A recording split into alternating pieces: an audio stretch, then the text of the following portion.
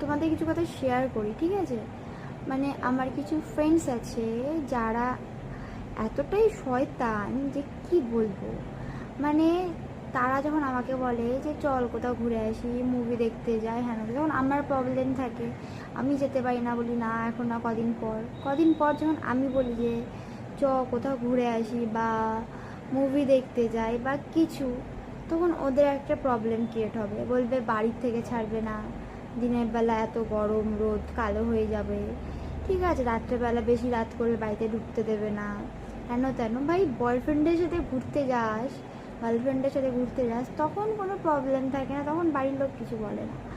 আর 2-3 ঘন্টার জন্য বেরোলে, মুভি দেখতে গেলে বা কোথাও ঘুরতে গেলে বাড়ির লোক কিছু বলবে, হ্যাঁ বলবে, তেন হাজার একটা প্রবলেম থাকে।